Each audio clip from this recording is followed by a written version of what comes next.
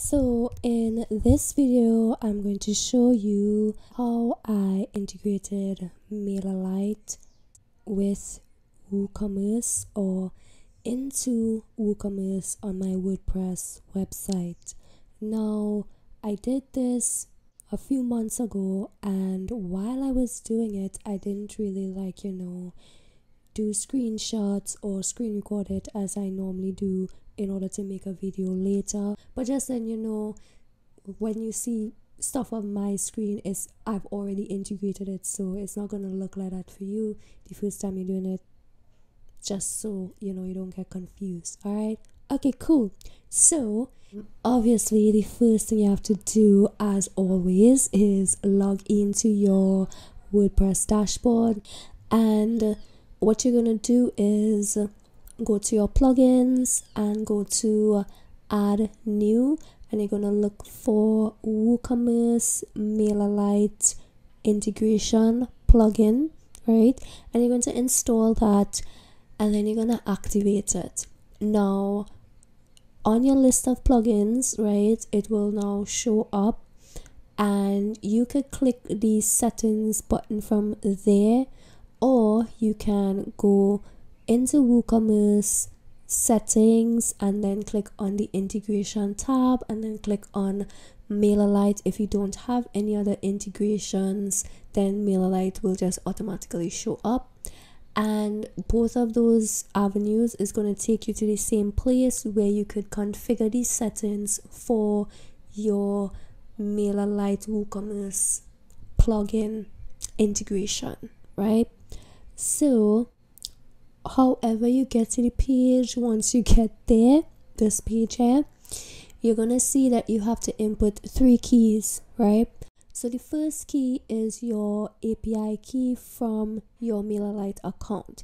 If you don't already have a MailerLite account, you can check out this video here where I show you how to sign up for MailerLite, or you can simply click the link in the description if you want to sign up for MailerLite, right? It's very straightforward, but there's also a video to watch if you need it.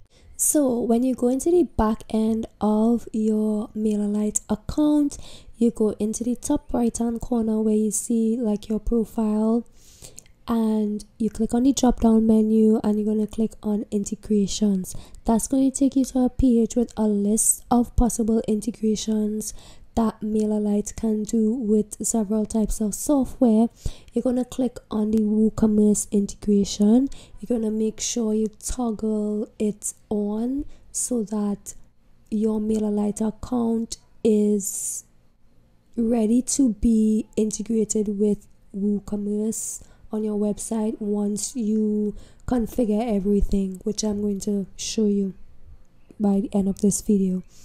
And so underneath that, you will see your API key, and that is what you will be copying and pasting into the first field in your WooCommerce integration settings, right? The other 2 keys, which is the customer key and the customer secret, right? Those 2 things were, when I was doing it, was a little bit more tricky, and this is where I clicked on the, if you want to find out more information about generating these keys, click here, and you click that hyperlink. It's going to take you to a WooCommerce blog, which literally shows you step by step how to generate these API keys, and then you just have to copy and paste it into these fields for the integration to work. Okay, so basically what you have to do, according to the blog, which is the same thing that I followed, you have to go and click on the advanced tab, and then you have to click on REST API, and then you're going to click on add key, and here you will enter your description, the user, and the permissions. So for me, I just named this like my business name and then MailerLite API, because that is what it was for. I had to generate API keys for this MailerLite integration, so that's how I named it. and the user was me, which is the administrator behind the website, and then I put the permissions as read write, so that way I could make changes if I want to. Now obviously, if you have other users, you would want to be able to, limit their permissions if you're putting other users here, which I do not recommend. And then of course, after you do that, you clicked generate API key, and it's going to take you to another screen where it will generate both keys. This is the customer key and the customer secret key. Now you need to copy both of them, right, before you leave this screen and go back to the integration.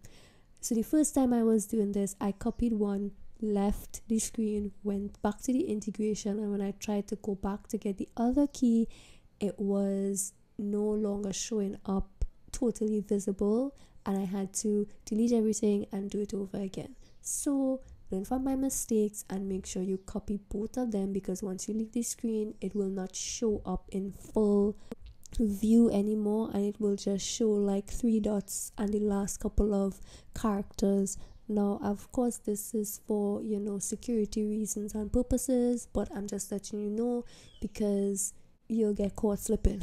Right? So once you copy and pasted both of these things in somewhere else, and then you leave the screen, go to your integration tab to configure the settings for MailerLite, and you then copy and paste the 2 keys into the corresponding fields, then everything else from that point on is basically a breeze. There are a bit more settings that you would want to browse through and make sure everything's okay. For me, I left most of these things at default. But there are a few important things that you must pay attention to, which I'll point out. The customers are subscribing to your email list as they check out, and how they have it set up as default, I would leave it. They have it pre-selected, so it's not something that the customer selects and then it's also hidden so that they don't deselect it. And this is very important, especially if you have a type of virtual product that you're selling. So this will be like a service package, coaching or consulting, where you need to contact your customer via email after they have purchased the service package or the consulting package or the coaching package from you.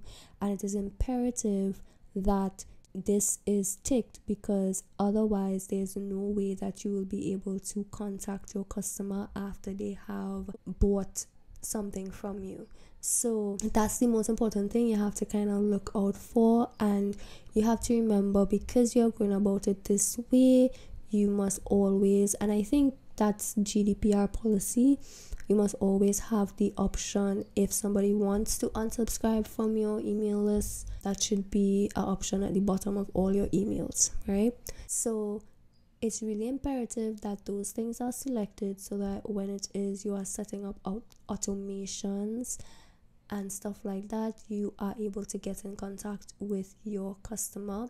And if you lay out your sales page for your service product properly, then they should be expecting to be contacted via email after they have purchased the package from you.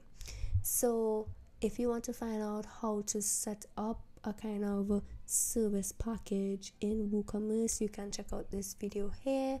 If you want to see how I did the automations now with MailerLite after somebody bought their service package with me, you can check out this video, and I'll see you over there.